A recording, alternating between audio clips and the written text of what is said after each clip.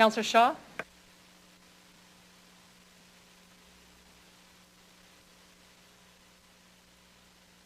I've summoned my dogs to be quiet, so I apologize for that previously.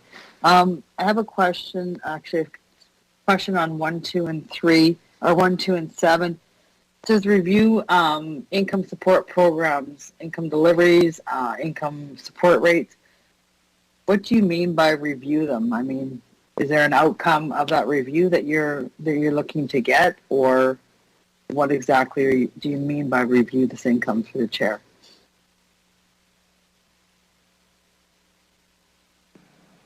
No worries. Thank you for the question, Councillor Shaw. I think the intention is focused at the end of the sentence, which is with the aim of eliminating poverty in Saskatchewan. I already know, and I'm sure you're well aware, that the province is already reviewing the delivery of some of these income support models. Again, Camp Hope identified some problems and with the assumptions of how money was delivered. The idea would be to, what does it actually take to live and not be in poverty?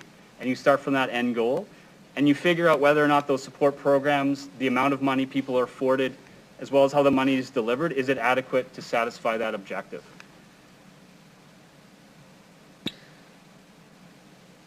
So I'm concerned with that because depending on the person and depending on what they feel is a need in their life will depend on what they want for income to keep them above poverty. And we've spoke about this before. I know many people that are on the SETS program and they're doing just fine and saving money. So I kind of question that as to, it's such a broad review and figuring out who's poor and why they're poor as based on the money that they bring in. Number 2, consider the implication of implementing a basic income program. What do you mean by a basic income program? Do you have a specific monetary value to that basic income program through the chair? Another great question. Thank you very much. No, I don't have a number associated with it.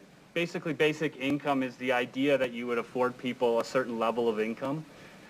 What that amount is to be determined, but the wording consider would be to look at it, to evaluate it. There are a handful of basic income programs in Canada that have been used. The amount could differ where you live, how many kids you have, the size of your family. Yeah. So no, there is no single amount. So I'm kind of questioning because, I mean, I'm assuming, well, not assuming, I know that's kind of how it is right now. There's that basic income, and if you have one child, you get this. And are you saying that with what it is right now, that it's not enough through the chair? The great question, through the chair, if people are living in poverty, and it's a measurement that the provincial government, the Minister of Social Services and that ministry would know that benchmark. There are established levels that folks dealing with these issues would understand. If you have people living in poverty by those measures, then no, their income is not sufficient because income and poverty levels go hand in hand. We've seen that poverty in Saskatchewan has been on the rise for a variety of reasons. Part of it is determined by the amount of money people get to survive. So there are established benchmarks and levels that the ministry would understand, and that would be, for instance, a low-income cutoff line, all sorts of determination. That would be up to the province to figure out. And now that we have a well-being plan, some of that information is contained within it. We'd have a stake in being part of that solution at the city level. But this has really worked for the provincial government to undertake to actually eliminate poverty. And this is one approach to it. I'm struggling with this because money doesn't fix money problems. And we all know some people spend their money this way and some people spend their money that way. And that will determine how much money you have at the end of the month. So I struggle with that, Councillor. And number 7, have you or has anybody that we put this recommendation in here for RITs to be funded? Do they even want this responsibility through the chair? Has anyone spoken to them directly, putting them up here on this? I'm just, thank you through the chair.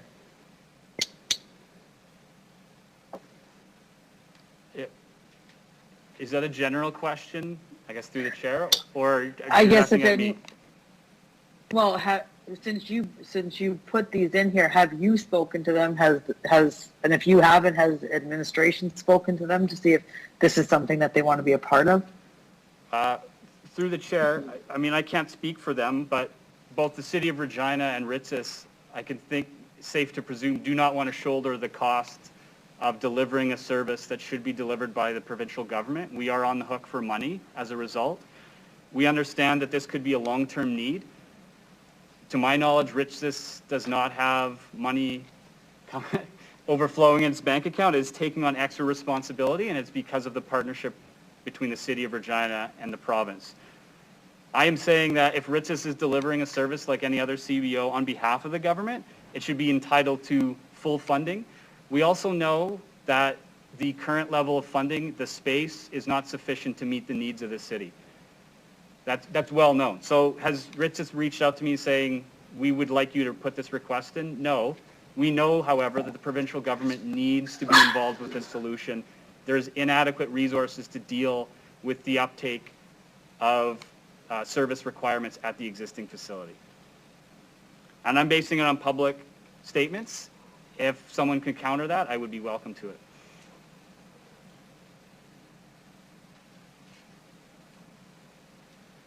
So going from Councillor Bresciani's questions, I'm trying really hard to understand how when we just put a whole bunch of money into our community wellness and we made this big commitment, how is this different? How is, and I mean, I guess you'd answer it, it's just a compliment. Is this how you're looking at it? I don't understand. We just finished doing this, so can you help me understand this a little bit clearer, Councillor, through the chair?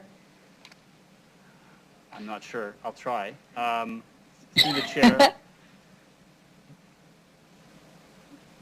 The funds required, if we just look at the plan to end homelessness, the funds required to make that happen, from the capital expenses to the income supports, the addiction services, etc., completely beyond the means of a municipality.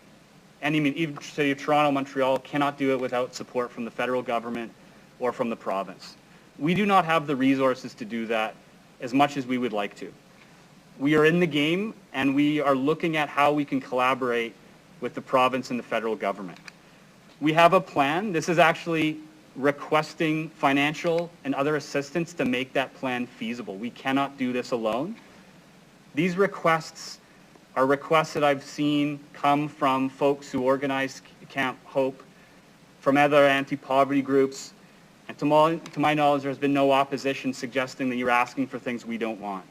This is complementing things. It is a need in our city. Inequality is growing. We have the worst poverty rates in Canada. We know that.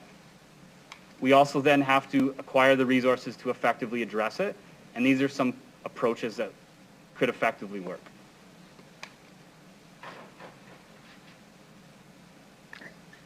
That's all I have. Thanks.